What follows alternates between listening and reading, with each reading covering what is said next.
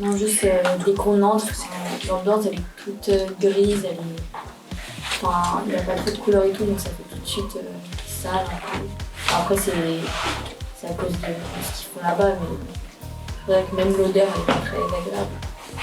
À partir du moment quand on était rentré dans le port, j'ai directement senti une odeur de brûlé, enfin, entre le brûlé, l'essence. Et du coup, quand on voit ça, on se dit sûr que c'est un endroit qui pollue la planète. Ça m'a pas semblé écologique parce que à cause de la fumée, le CO2, les camions aussi, les camions qui passent à longueur de journée.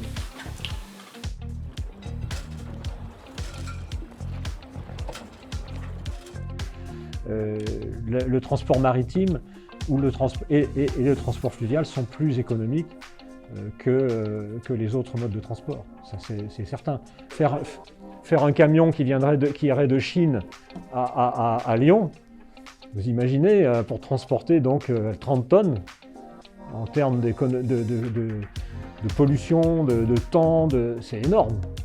Alors que si vous groupez les boîtes et que vous les mettez sur un bateau qui arrive de Chine à Marseille, c'est vraiment beaucoup moins.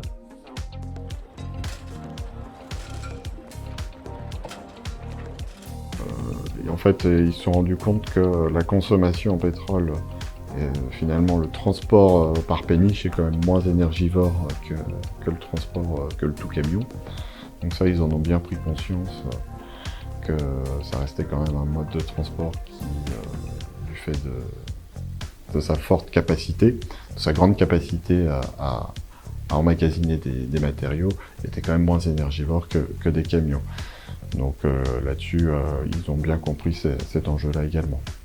Oui, alors cette question notamment liée à l'environnement, on l'a abordée avec Promo Fluvia de façon assez pointue, puisque donc, dans le port Édouard Herriot, il va y avoir une plateforme intermodale qui va se faire se rencontrer les bateaux, les camions, donc ça c'est le cas aujourd'hui, mais aussi faire entrer les vélos dans le port pour le transport de marchandises vraiment au cœur de Lyon, donc avec des systèmes de petites barges qui rentreront dans la ville, et après des systèmes de vélos électriques qui redistribueront aux abords du fleuve et de la rivière. Ça, je pense qu'ils étaient vraiment étonnés d'apprendre que ce qui arrive au port de Lyon, c'est de la consommation locale.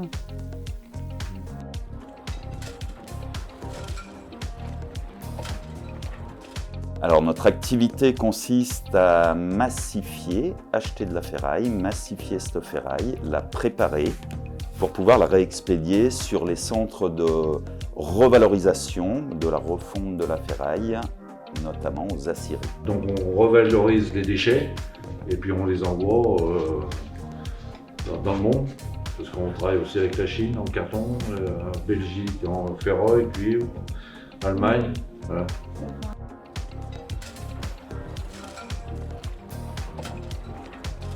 Le principe de recyclage des ferrailles consiste à trier par qualité les différentes teneurs qui peuvent être au sein de la ferraille, préparer cette ferraille, l'envoyer ensuite sur des aciéries qui vont refondre la ferraille pour refaire de la ferraille.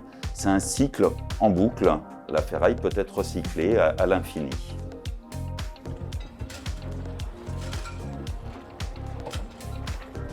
Sur le site de Lyon, on fait environ 40 000 tonnes de ferraille sur l'année qui vont rentrer ici, être massifiées ou préparées pour être réexpédiées sur les aciéries.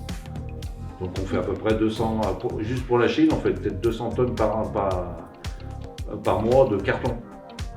Revaloriser le carton, mettre en branle, ça part à bord, ils remettent du carton, ils refont du carton et ça revient en France parce que tout beau, tout joli.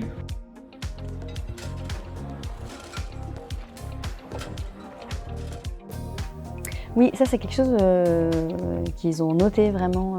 Ils étaient... Enfin, je pense qu'ils n'auraient pas dit que c'était développement durable, le port de Lyon. Quand on a commencé le projet, clairement, c'était pas du tout l'image qu'ils en avaient. Parce qu'après avoir rencontré les entreprises, leur point de vue avait changé sur la plateforme intermodale, le recyclage chez Boom Comenor.